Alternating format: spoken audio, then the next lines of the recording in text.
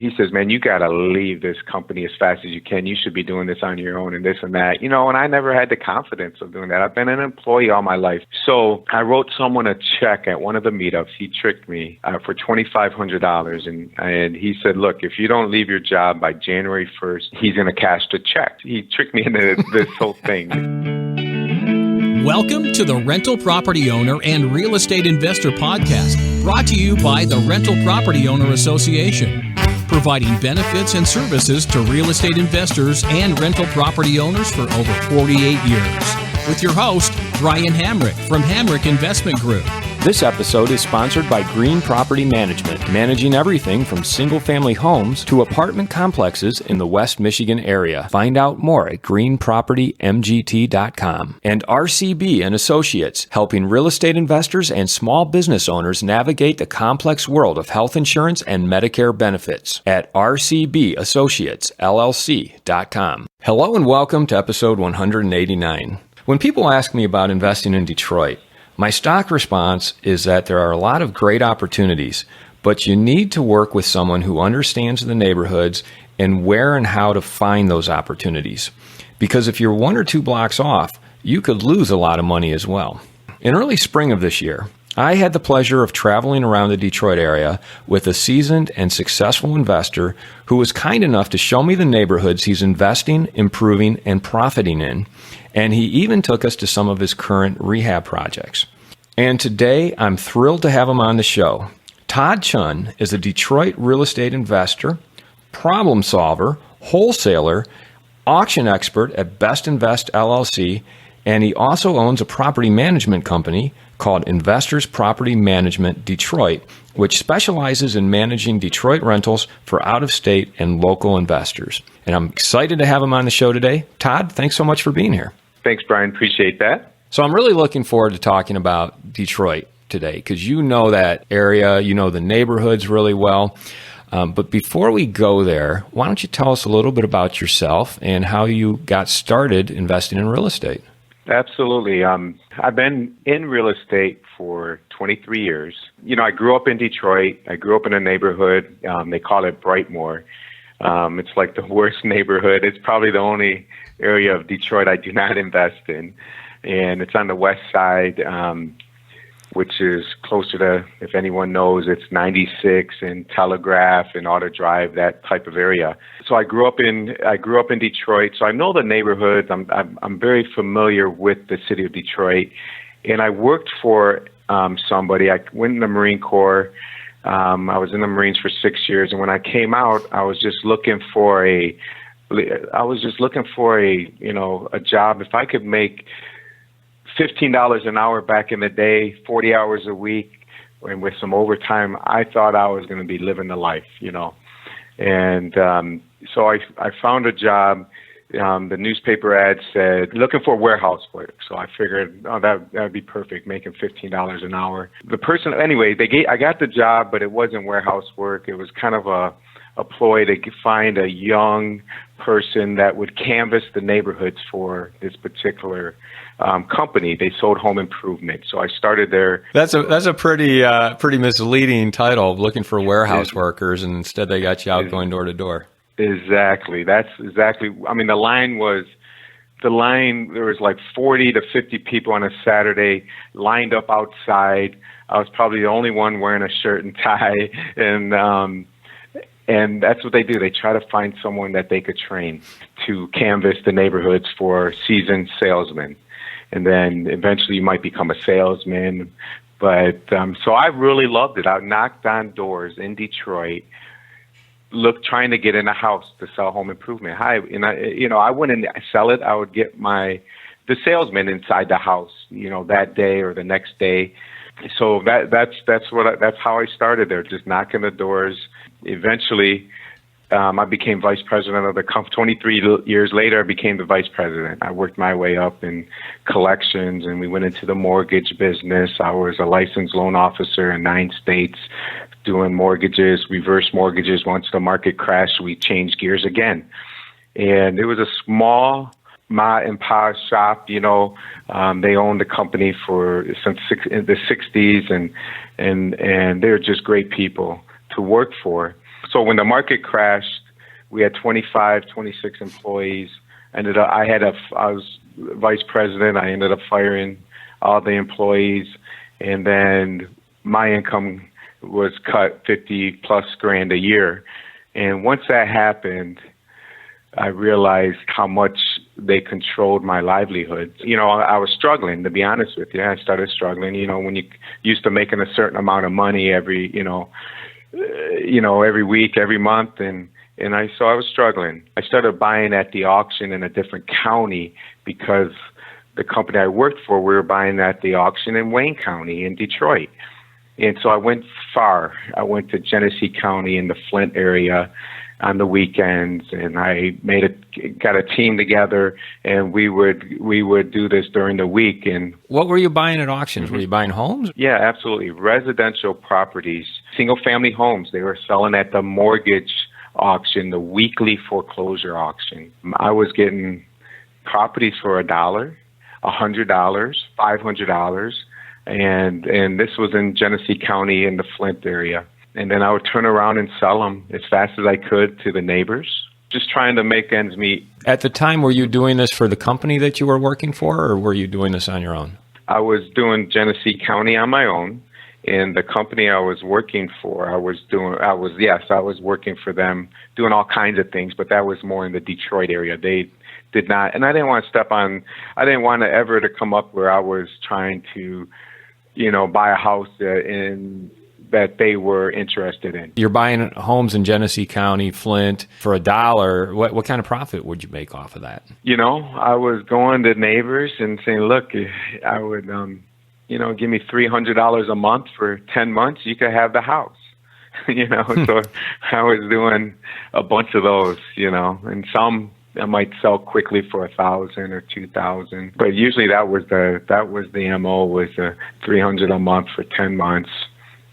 And so I was getting some cash flow coming in. You were still working for this company at the time, struggling, but it sounds like you picked up some side work or side hustle doing the Genesee County foreclosure auctions. Where'd you go from there? One of the big gurus came into town. This happened right in the middle of 2016, right in the middle of 2016. I went to one of those seminars. It cost me $200. Is it okay to say the name? Yeah, oh, please. Yeah, one of the Fan Merrill Fortune Builders seminar.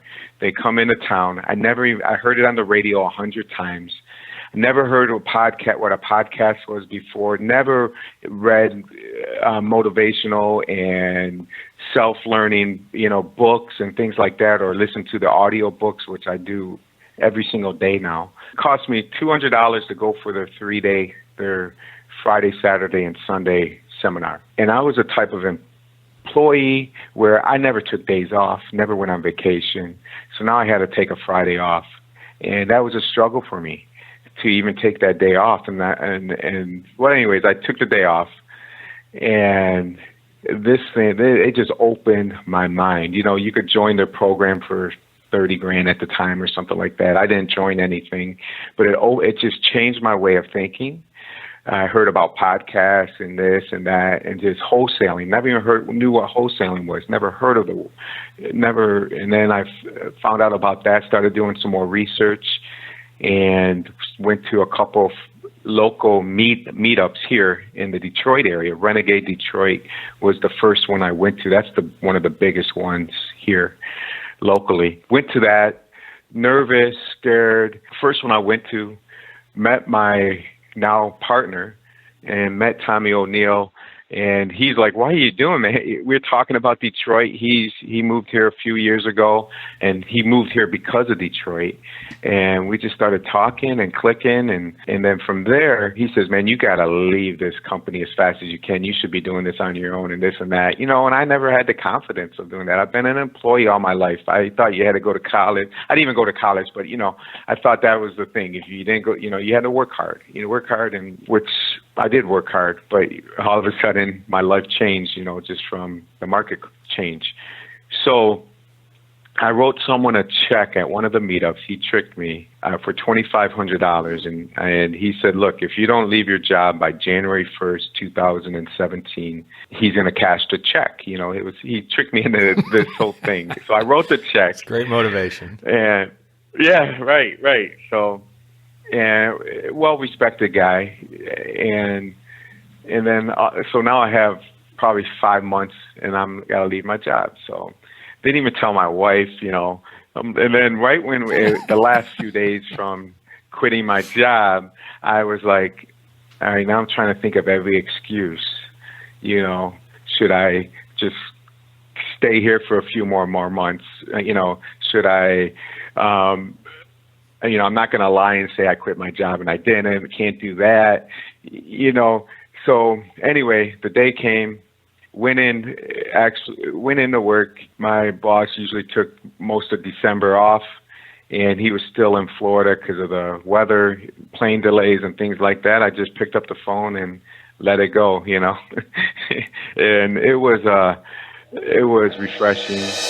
I'd like to take a moment to tell you about Green Property Management. Not only do they manage everything from single-family homes to apartment complexes in the West Michigan area, they also manage my entire portfolio. So I can tell you from personal experience that their unique flat fee management style is worth a closer look. If you feel that your property isn't operating to its fullest potential, then Green Property Management can help you take a holistic approach that will save you money, eliminate your headaches, and increase your net income. And if you're a property manager interested in applying Green Property Management's model, give them a call at 1-866-95-GREEN or visit them on the web at greenpropertymgt.com. Tell us what that conversation was like. Like, what did you say and what did they say? I think I shocked them.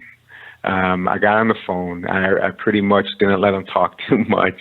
I said, "Listen, I thank you. I appreciate everything you've done for me. I am very grateful, but I got to tell you, this is my last day. If you want me to stay, I'll stay for the day. If you want me to turn everything in, whatever you want me to do, I'll do. If you need me after to answer questions, to do this or that, this is just something, this is more of a family life situation that I have to do. And if you were me, I know you would be doing the same thing as what I'm doing." And I pretty much, no one could have talked me off the cliff or whatever. At that moment, it was do or die. And I burned a bridge. You know how they say, I hear that in the books and things like that. So, that's what I did. And of course, now I got a wife and 2 kids. I got a big house, big payment, and now I had to figure this all out.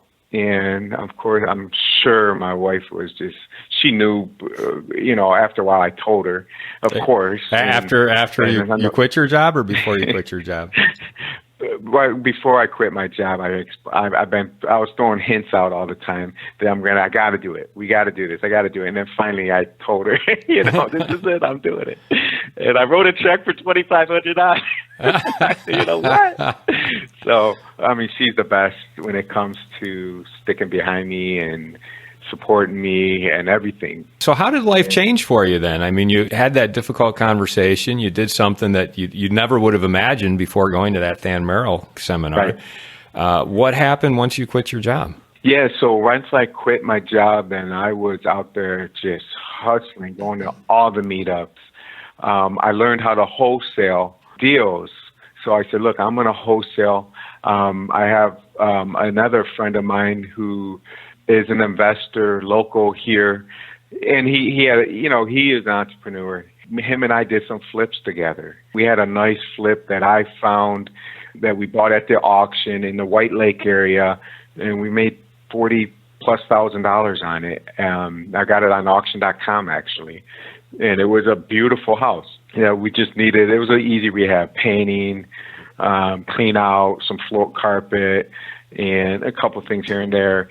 and we sold it fairly quickly, and we got, so that helped me. So what I was doing, it was just wherever I could make $1 here, $100 here, 2,000, 10,000, I was just going crazy, just trying to make ends meet. Because, like I said, I had a lot of bills. I created even more bills by going on my own. And Sure. right now, I'm in that mode. This is the year where I'm trying to get back to square one, pay off all my debt and everything else, and oh man, it's going to be a relief once we get there. So it's been a struggle the last few years, but I know what the future entails for sure, 100%. I'm not really that worried about it. I just know, we're doing flips now. We're at the management company. I'm wholesaling. I want to wholesale 20 deals a month. That's my goal. Having traveled around with you, I really enjoyed the day I got to spend with you and Ramon. Is Ramon the guy you were talking about that you did the partner with? No, he's not. But him and I have partnered on quite a few deals. Mm-hmm. We're working on a flip right now that's just now hitting the market. Yeah, I met Ramon after I quit my job. I said, dude, now I got experience in quitting jobs. So I said, you got to quit your job. So he used to meet me. We met at the auction, at the weekly auction downtown. We're talking about Ramon Harris II, who is also, he's been a guest on the show. If people listening remember, we talked, Justin Workman and Patrick Spitzley and I talked to Ramon at the annual conference and recorded it for the podcast and talked all about Ramon's business. And I think he mentioned that you're a mentor to him during that podcast. So yes. So anyway, yeah, he's a great guy. Going back to just the day I got to spend with you and looking at all the projects, you were just taking us through neighborhood after neighborhood, and you either, had bought or sold a house in each of these neighborhoods, or you had crews working on them at the time. We must have stopped at like 5 or 6 different projects that you had going on, and driven by at least 20 properties that you had bought or sold at some point. So whatever you're doing, you got to be getting close to that 20, what'd you say, 20 per month that you're looking to do? Yeah, trying to wholesale 20 deals per month. We've done it once this year so far, and if we come close to that number, we're doing really, really well. Right now, I probably 5, 6, 7, 8. I'm looking at my list, 9, 10, 11, 12, 13, 14, 15, 16, 17, 18, 19, 20. I got like 20, 21 properties for sale that I either own and I'm selling, or I have them under contract and I'm assigning them. I'm selling my assignable interest. So, wow. Some are flips, most are rentals or potential rentals, things like that. If you are thinking of leaving your W-2 job and becoming a full-time real estate investor, one of the greatest costs you must consider is healthcare for you and your family. When I made this transition 5 years ago, I found the whole healthcare insurance process to be confusing and frustrating. That's why I'm glad I met Chad Creasy at RCB and Associates. Chad is a professional healthcare insurance agent who helps real estate investors and small business owners understand and choose their best healthcare options. And best of all, his services are covered by the insurance company and won't cost you a dime. If you are expecting a change in your healthcare insurance coverage for any reason, or losing employer coverage or transitioning into Medicare, then you owe it to yourself to contact Chad Creasy at rcbassociatesllc.com. So how are you finding these properties? Networking is number one, going to the auction and pre-foreclosure lists, things like that. We're calling them. I do have a pretty active Facebook group page, and I do some mentoring with some new people that might want to learn how to wholesale. I do a few meetups that per month that I actually do on my own, and I meet people.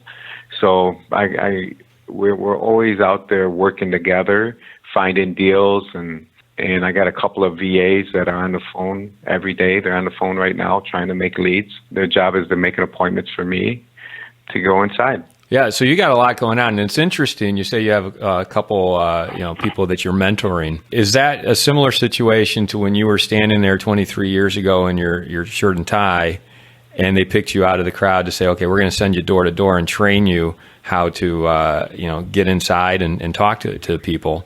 Are you doing the same thing now with people that you're mentoring? Yes, actually, and the mentoring that I'm doing now is pretty much doesn't cost anything. I did have a mentoring where it did cost money, and it just didn't seem right or seem to work out properly, just because a lot of times it's all about taking action. So if I find someone, and I'm going to be selfish about it, I need someone that's going to be a hard charger. They're going to work hard, and they want to learn, and it's going to benefit me, and it's going to benefit them, because they're going to learn the business. And I understand that it might be a 6-month to a year relationship where we're going to work closely together on a certain structure, and then I'm going to give them their wings, and they're going to be off and flying, and I'm going to do it again, which is great. And we'll probably do deals. We're going to always have a great relationship and do deals together. There's a lot of wholesalers that we're always doing deals together. They call me and say, "Do you know anyone for this?" And we buy all the time too. So we have investors out of the country and out of the state that we buy for. And then we might fix up the properties and manage it for them. So I got a girl right now that is a rock star. She's really doing really well. She's running appointments for me, and I got another guy I work with, and either if she doesn't get it under contract, she's there. She's my field rep. She's there to take pictures of the basement walls, the furnace, the windows, and the outside. That's the whole house pretty much. And so she's my first person that meets with them, or I go with her, or I go by myself. It all depends. If it's an auction lead, I'm usually going myself. They're tricky, and it's a specialized type of appointment. So, but if it's just a cold call, or someone just wants to sell their house quick for cash, I could go on it with her, or she'll go on it by herself. And we got a few under contract. She's already got a couple of deals under contract, and we just started working together last week. So, right now, is she someone you were mentoring, or someone you brought on your team who already kind of knew the ropes? No, I met her at a meetup. She's just showing action. She wanted to be a mentor, or a mentee, or whatever, however way you want to call it. And she wanted to learn, and she said, "I'll trade my time for for the knowledge." And I made an offer to her. I said, "Look, this is what I could do if we could work together, and this is kind of like a pay structure. Like if I make this much assignment fee, you're going to make this. If we make it over this, you're going to make this percentage, things like that." And so she was excited about that, and so was I. What makes her a rock star? And I know you've got some other rock stars on your team. What do you look for in people if you're going to be a mentor to them and train them and make them part of your team? She drove around with me, and she always shows up. She's good on the phone, and she listens. And she's nice, she's smart, it's just all the things are lining up, she's not afraid. Of course, the number one thing is, look, if you ever feel like you're going up to a house and I always tell people, if you're going up to a house and there's people hanging out across the street next door, just keep driving. No appointment's worth that. I mean, I've been doing it for years. This is like second nature to me. But what do you mean by that? For some people, what is the problem if there's people hanging out across the street? Well, I'm sorry, in Detroit, and not just Detroit, this can be anywhere, but in the city, if someone's hanging out across the street, a bunch of guys, and you see they're drinking or doing something, you might get in trouble. They might cause trouble. They might say something. They might, "What are you doing here?" They think I'm the police, or they might, I know how to handle pretty much any situation, but because like I said, I've been running the streets for 23 years from, the company I used to work for. They had 100 rentals in the city of Detroit, and I was managing those and meeting the customers, and we were going to the house collecting payments. It's just a different type of that what most people might, that I know, because I talk to so many people, knowing, and when I tell them this, they think, what are you talking about? It's kind of... Can you give us an example of problems you might have run into? Yeah, I'm walking up to a house and people start coming up to me and saying, what are you doing? Why get out of my neighborhood? And, they just start causing trouble. So that's happened to me before. And how do you handle that? I say, hey, I'm just here to see, Mrs. Jones. And they might say something, what are you doing? I say, I understand. No problem. And then I just work my way back to my car and get out. I've been in a house and someone's squatting in the house. I'm upstairs and they're in the house, or they might be stealing something in the house and I happen to walk in the house. And I just say, oh, how you doing? Oh, man, John told me this house was empty. I'm sorry, I didn't know you were living here. And I'm out the door so fast, It's, you just learn how to, and then I tell people, oh, man, there's people that we kicked out of houses. They were squatting in houses that we were buying, and we make friends with them. 2 of them actually are living in a couple of rental properties that I have. And when I need them to do some work for me, like meet a DTE or Consumers Energies or something like that, I'll call Uber to pick them up and take them to the house, and once they're done, I'll Uber them home, and they do small clean outs for me, things like that. So people who aren't from Detroit and don't know these neighborhoods like you do are scratching their heads saying, if someone is squatting in your house and you're hiring them to live in the house, explain that. Why do you want to hire the squatters to be part of your Not team? all of them. So when you meet somebody and you say, listen, I know, like to give you the perfect example, the one guy said, look, this was my uncle's house, right? Uncle died and we were buying it. And the house was just a total disaster. They were stealing the electric, no water, all that. And we go, look, you got to be out. I have nowhere to go. I said, listen, I can't, and then you actually talk to the guy, and he's a pretty decent guy, okay?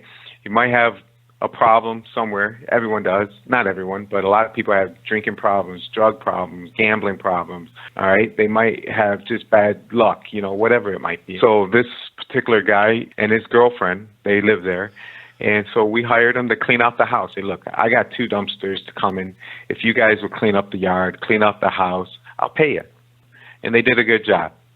So I said, listen, I got a house that's empty, and I hired them to live in it so no one stole the furnace.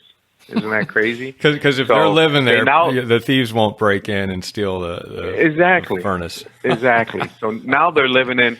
So now that's how I got them out of this house so I could work on it, was move them to another house.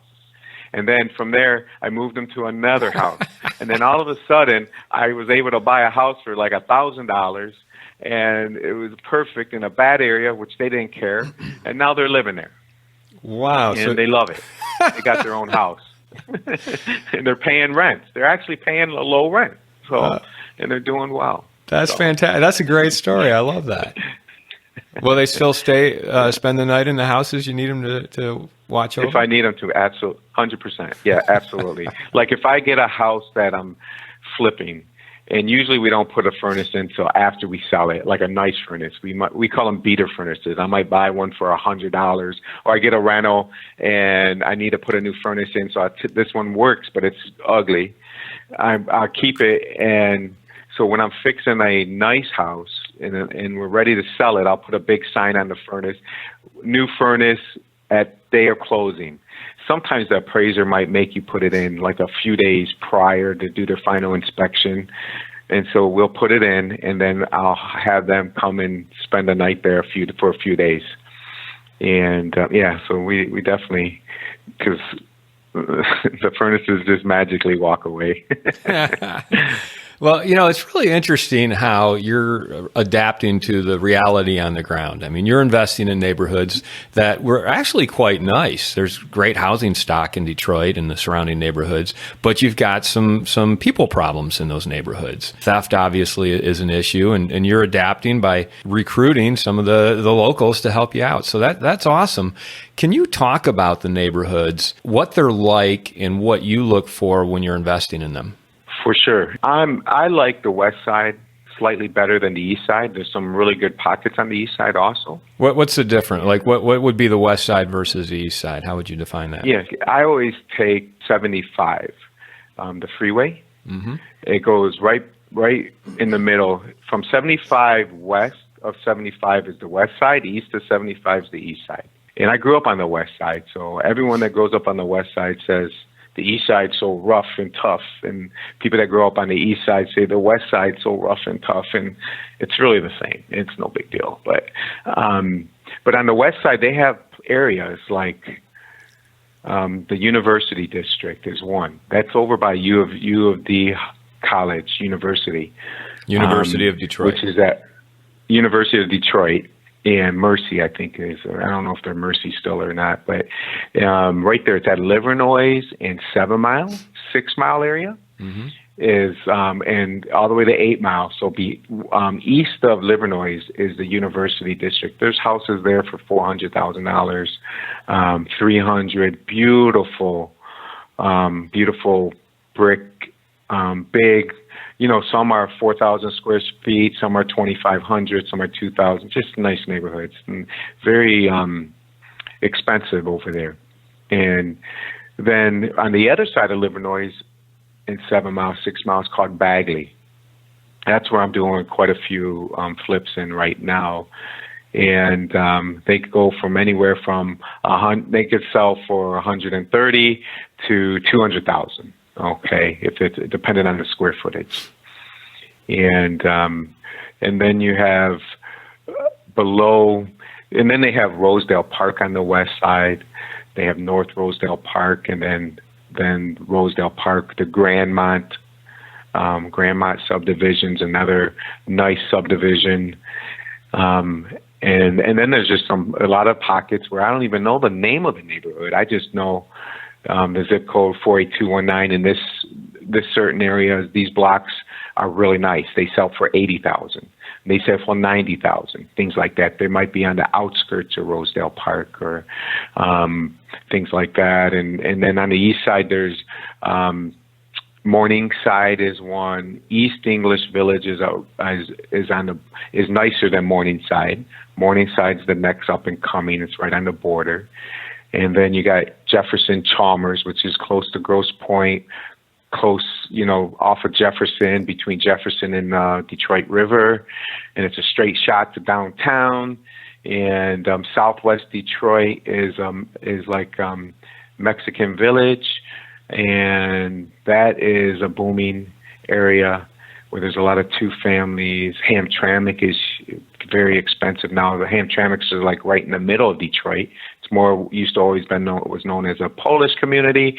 Now it's pretty much, I think a lot of foreigners are living there, but a very expensive area, They're going for 100. I mean, I see them at the auction. I mean, these people come in here and they're buying these houses, and you're like, it's hard for me to, I was like, 5 years ago, I was buying these for $10,000, and you guys are spending $50,000. You're crazy, but that's what it is. And Warrendale is right on the border of Dearborn Heights, and so I call it the lower. It's the lower. That might have been one of the first areas that you and I went to from when we were all together.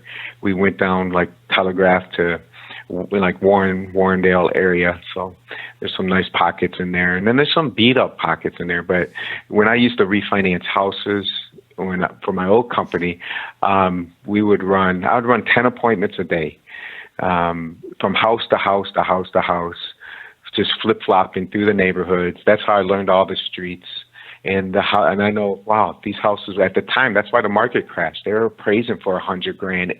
A frame bungalow is appraising for $85,000. A brick in certain areas, which I could buy for 10 grand now, we're selling for 120, 100, things like that. And, but that's really where I learned the streets, is from just running those appointments every day, 10 appointments a day, street by street by street, writing refinances. We didn't write balloon payments. We didn't write adjustable rates. We're doing mostly 15-year fixed rate loans, really helping people out. But, and the reason why we're helping them out, we're paying off all their bills, getting some money. They had 20 years left on the mortgage. Now they have 15 years. Please don't use your credit cards anymore. But, a couple years later, I'm probably back at doing it again, because the market was, it was a crazy time. Tell me, what's your sweet spot? What do you look for now when you're buying? What do you typically pick something up for? How much do you put in it, and how much are you able to sell and profit? Even for like a fix and flip, something like that? Just, Well, take us through a wholesale and then take us through a fix and flip. Okay. So wholesale, give you an idea, we might get you might get a property for 20 grand. And, I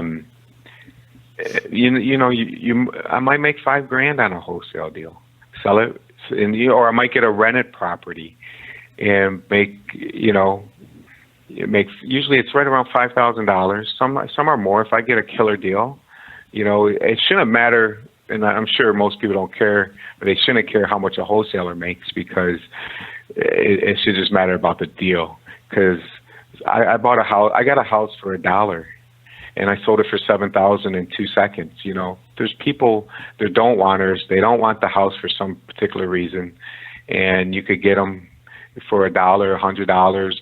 So it shouldn't matter if I had some of them I can't get for that low, and I have to pay more. So, if I got the $20,000 property for 10, I still would sell it for $25,000.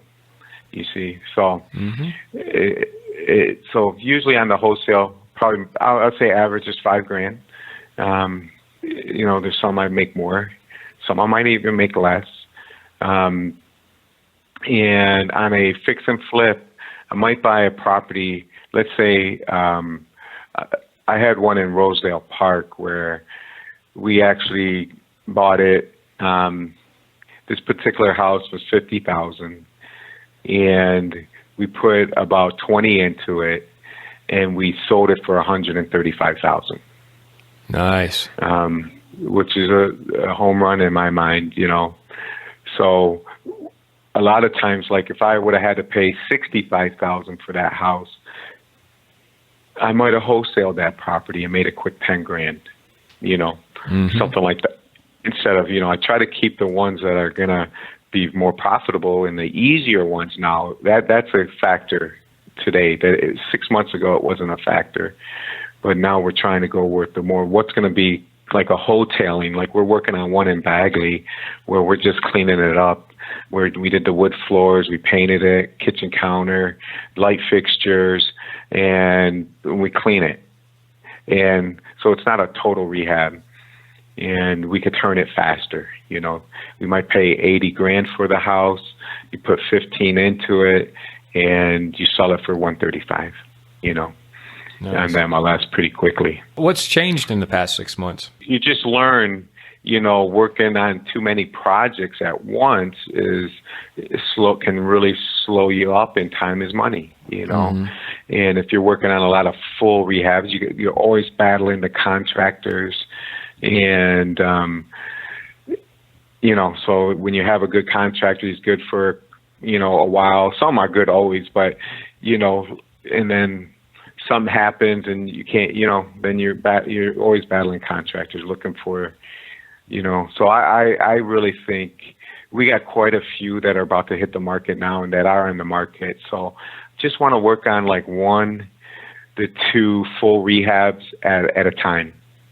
And then a bunch of wholesales where you just clean them up and flip them, fast. So you like to achieve the velocity of money, keep that money moving. And wholesaling allows you to do that, create more velocity. Is that kind of the way you're looking at it? Yes, absolutely. And wholesaling, not wholetailing. Wholetailing is usually when you buy it and then you clean it up and then you sell it for more than if you would have wholesaled it. A wholesaling is I get it under contract with the owner. I didn't spend any money at all to get it under contract.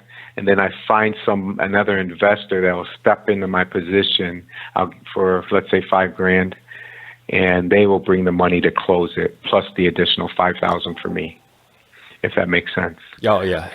So so no money out of my pocket at all. And to me, when I first, 3 years ago or two, when I first learned about wholesaling, and really the first one I did, I probably made $2,000.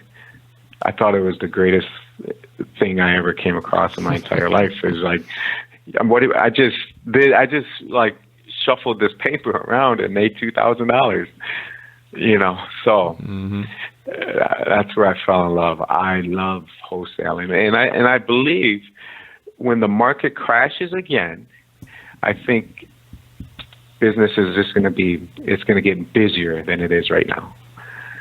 That would be more I think there's going to be more opportunities. I know a lot of people that might want to buy. That's when you want, if you're a rental guy and you have a lot of money, that's when you want to buy rentals, is when the market crashes. I'm going to get them cheap, Yeah. And when no one else wants them, that's when you want to jump in and get them. Yeah. Right. Yeah. Yeah. So tell us about your property management, because you in addition to your wholesaling and rehabbing and wholetailing business, you're also in the property management business. Does that mean you're keeping some properties as rentals, or you're managing for other people? Yeah, we're doing both. My partner and I, Tommy O'Neill, he runs that side of the business, most of it. I might have 10% involvement on the property management side, and he might have 10% involvement on the wholesaling side. So we make a good team when it comes to that. And we are managing about 130 properties. I bet you 30 of them plus are ours, But the other ones are for other investors out of state, out of country, and some local investors. And we are at the point in our business where we got to really, it was like a few weeks ago, we looked at it and said, look, we either got to step it up, because we're losing money. It's a tough, you're in the management company, you probably know it's not, it sounds great, but it's a tough business. But once it's tough to make money, that's for sure. Yeah. But if you're organized and you have systems, and if you do it the way it's supposed to be done, you can make money, and you will make money, but you got to be over a certain amount of, and you got to do it right. So we're at the point of either we're going to do it right, and for us to do it right, I can't be involved. My partner can't be involved. We got to either find someone that's a rock star, and that could take the reins. And not just by themselves, we have a VA on that side of the business. We have another couple people in the office, a couple people that work for us, handyman type people. And so, and we do have so anyway, we've decided, and we're making, we're way better in the last 2 weeks than we were, and we're just going to go up from there. So I know, and I'm not saying we were horrible before, but we just gotta be better at everything in that arena. So and what I'm excited. What led to that decision? Because I know you were at a kind of a crossroads, and we had talked about this when we were driving around. Just should you keep the management company going, or should you shut it down? What really drove home your decision? Well, I don't think there's enough good. I don't think there's enough good management companies in Detroit, and I know the process. We know it really well. Getting the House of City certified, it's really not that difficult, and dealing with the city is really not that difficult. I did it for years for my previous employer, and And we used to get our houses city certified back in the day when no one got their houses city certified. You always were supposed to get them certified, but they never enforced it. So now they are enforcing it, and which is a good thing. Means there's gonna be landlords that are gonna want to get out of the business, and the city's gonna get better. The tenants, are gonna have to get better. And so. Yeah, so I just think there's an opportunity for us to make money, grow, provide. What's better? I could get a house that I'm wholesaling to somebody, and there's another. I guess there's another way. I could sell it at a higher price, saying, "Look, we'll get this house city certified for you. We'll get it rented. We'll manage it. It's like a full service, one-stop shop." And I'll sell it to you for $40,000, and this is your cash flow. This is this is that, and we got people dying for those, those type of deals. So you can offer turnkey rental situations for investors who want to be more passive. You can sell them a property, rehab it, put tenants in there, and manage it for them. Is that kind of what you're leading up to? That is correct, exactly, and we've done that.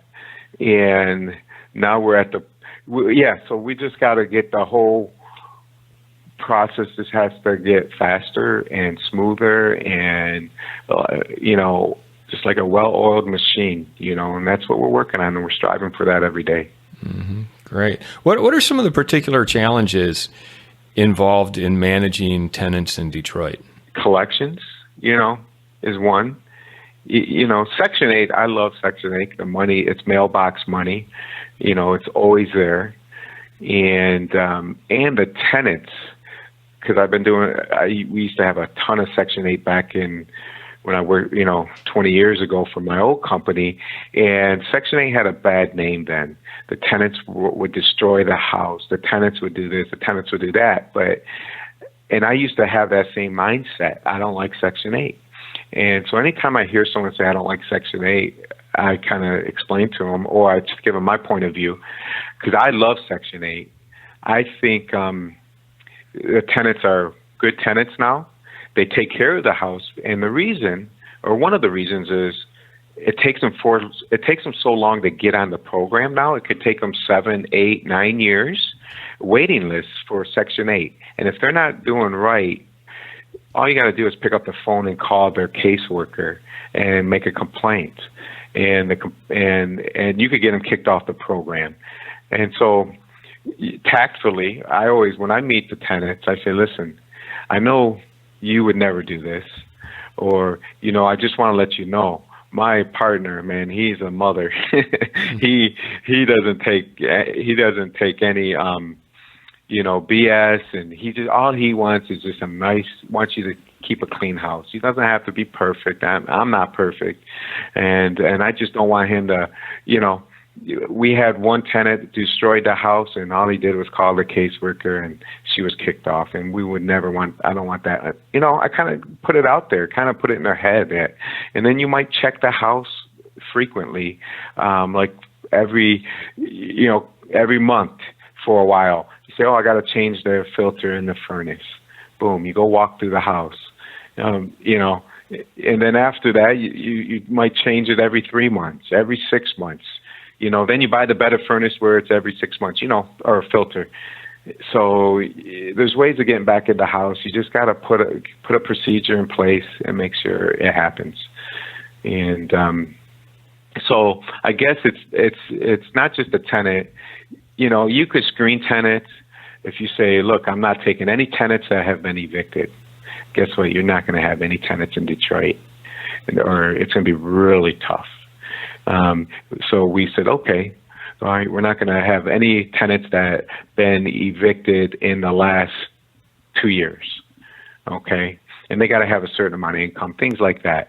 And a lot of times, tenants that have been evicted, a lot of times it's the landlords that are not very good. There's a lot of bad landlords also, in Detroit.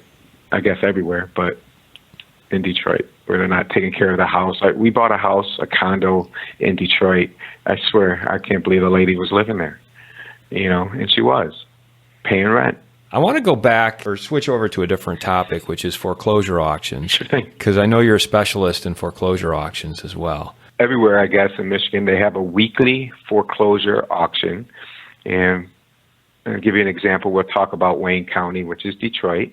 Every Thursday, 11 a.m., I'm it's like my office. I go to the weekly auction, and they read off every address and the opening bid amount that is going to sale that day.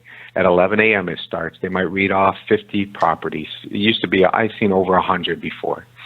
And then from there, you got 1 hour from the time they read them all off to figure out if you're going to purchase a property or not. Okay, you got to check title in that hour and make sure it's the first mortgage that you're going to buy if you wanted to buy something at the auction.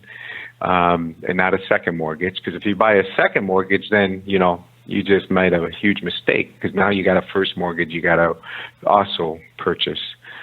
So you got to make sure it's a first mortgage. You got to make sure that if they owe taxes or water bill, what those are. You got to make sure. I've seen a $9,000 water bill before that someone inherited. So you got to really watch that. And you got to drive by the house, because I've seen someone buy a house and 2 days prior or a day prior, the house burnt down.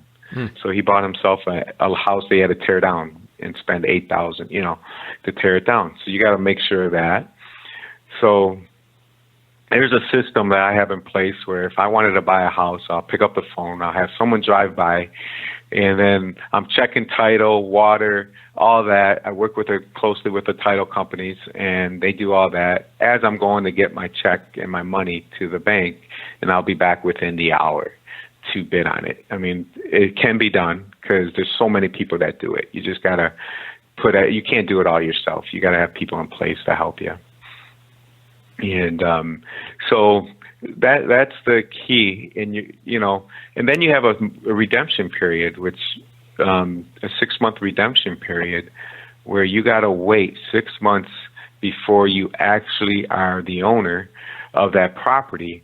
Now, there's a few ways you could shorten that redemption period. If the house is vacant, you can reduce it from 6 months to 30 days.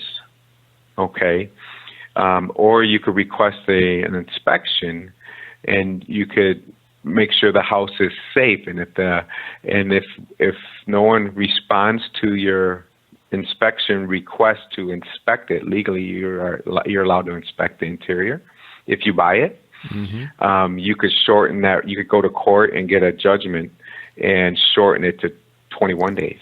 In a way, I kind of think that's trying to be sneaky, because I know a lot of these investors out there at the auction, they're pretty sneaky. They might go up to an owner and say, I work for the bank, you got to sign this deed. And you could go to the owner and get a deed signed. You could pay them cash for the deed, Like I had one the other day, I gave her $2,000 for the deed, and I got a great, great house that went to auction for $31,000, and the house is worth $65,000 all day long. Beautiful, great condition.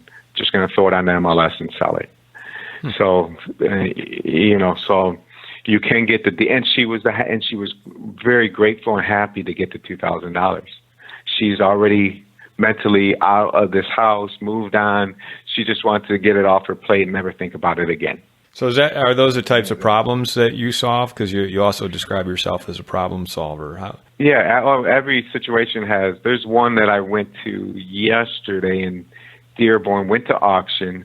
Lady's 80 years old. Another lady is helping her. It's like it's not her daughter, but it might as well be her daughter.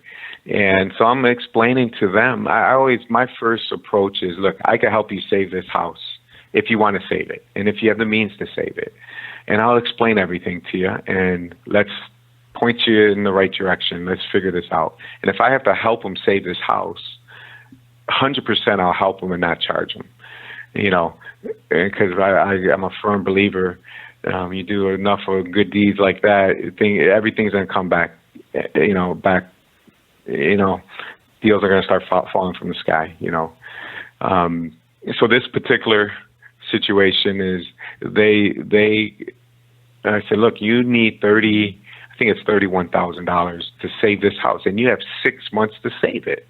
they didn't believe it. They go, "Oh, I didn't know that. I thought we lost it, and I thought the day of the auction we'd lose it." I said, "No, you got 6 months, and you could come up with we figure out, do you have the money? How can you come up with $31,000? Do you have friends, relatives, 401k?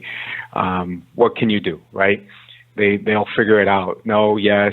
This particular one, they think they got money coming in, so they might have the money. So I said, "Look, I'm gonna help you figure it out, because that's a whole new process of redeeming it, after."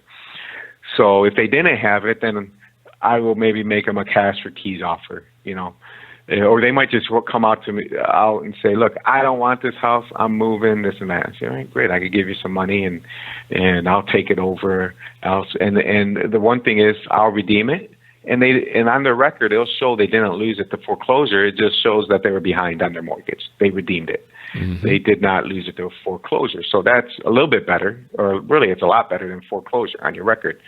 And I explained that to them, and so there's one way. Or we could buy it, and if they lease it back to them for few years, and give them say, "Look, and after 3 years you pay good, this, and that, you could buy it for this amount of money." Give them a discount to repurchase it, like a lease option or something like that. So we could work out that, or we could just buy it and lease it back to them if that's what they want. Wow. So there's a lot of different situations in every deal. That's why I run those appointments myself, because you got to listen and see and hear what the situation is, And some people, someone died, and you got to bring an attorney in, and we got to take them through probate so we can buy it from them, things like that. That's pretty impressive. I mean, you're able to talk to the homeowners, sometimes keep them in the home if that's what they want and that's what they're able to achieve. But without you kind of holding their hand and walking them through the process, they may not be aware of what their rights are or what they're able to do.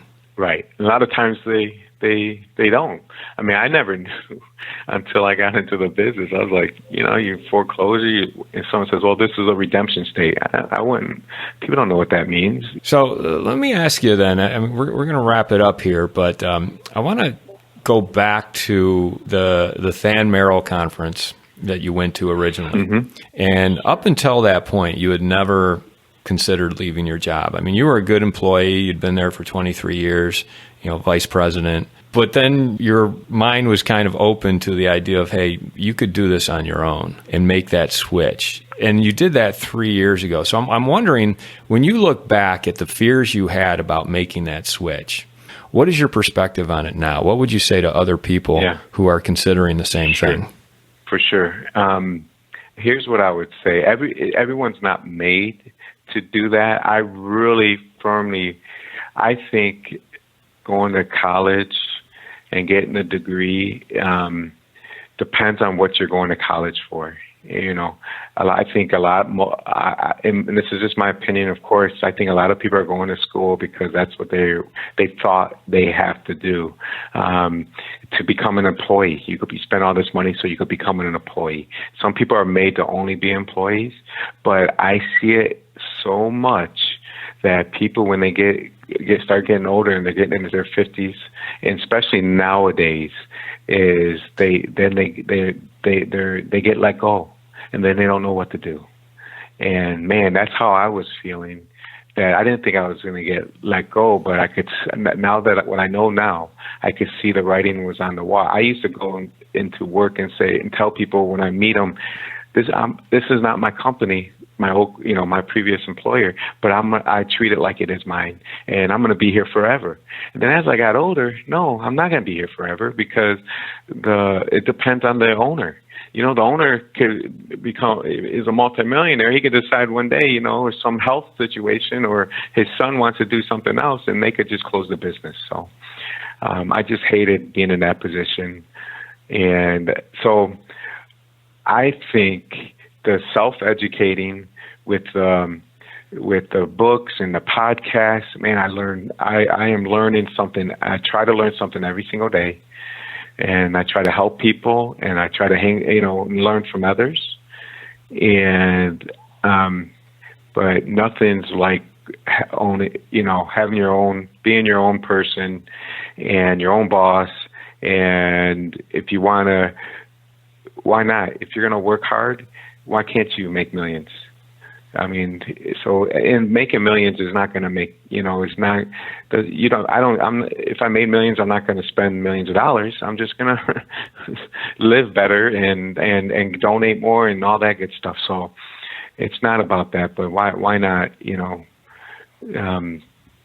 I really wish I would have did this many, many years ago, but who knows what would have turned out many years ago. I could have been in a crash. When the market crashed, I could have owned millions and millions of homes. Who knows? But I'm thankful where I'm at now, and I just want to help others and grow and just keep growing. I enjoy what I do. I really, really do. And it shows. I mean, I could see the pride of the rehabs that you were doing and the neighborhoods you're investing in and the changes you're making to people's lives. Or where would you direct people who want to get in touch with you?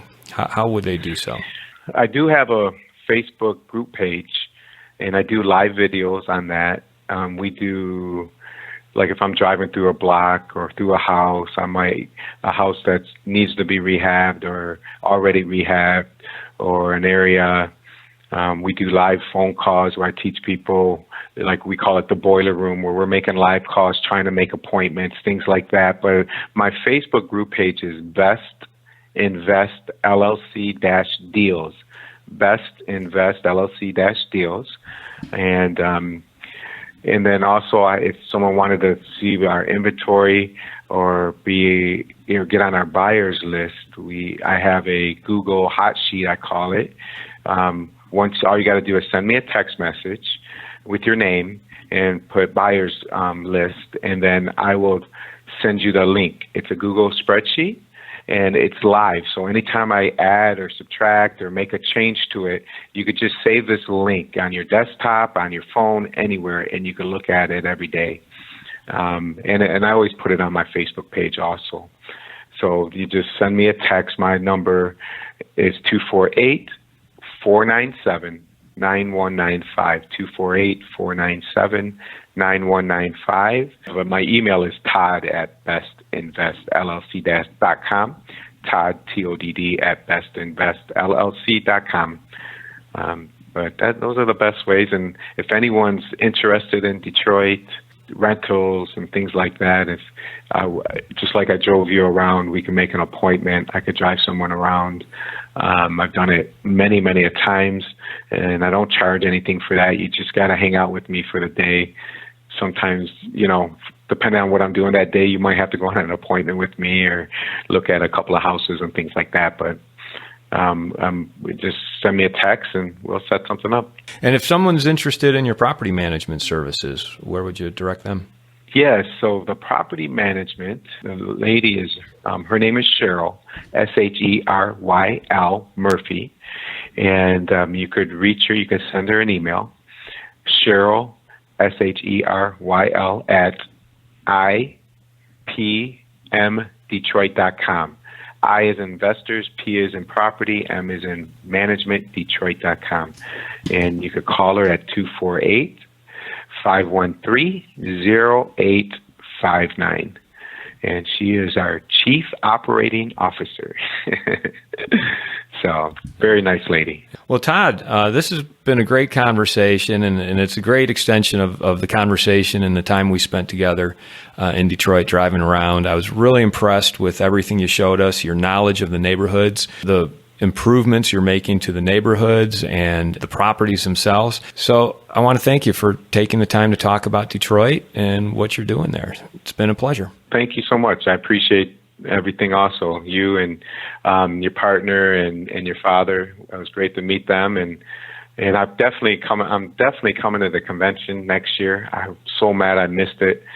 And then whatever else, I would love to maybe come out and couple of your meetups. And if anyone wants to come to our meetups, for sure down here, please come on out. But I appreciate you and you having me on. I really do. Thank you. I want to thank everybody for listening to this episode. I'm your host, Brian Hamrick from Hamrick Investment Group, and you can find out more about me by going to higinvestor.com. That's higinvestor.com. And you can also ask questions and join us on Facebook by going to RPOA, Rental Property Owner and Real Estate Investor Podcast. This episode was sponsored by Green Property Management, managing everything from single-family homes to apartment complexes in the West Michigan area. Find out more at greenpropertymgt.com. And RCB and Associates, helping real estate investors and small business owners navigate the complex world of health insurance and Medicare benefits at rcbassociatesllc.com. You've been listening to the Rental Property Owner and Real Estate Investor Podcast, brought to you by the Rental Property Owner Association. You can find out more at rpoaonline.org. If you enjoyed this podcast, please go to iTunes to subscribe, rate, and review.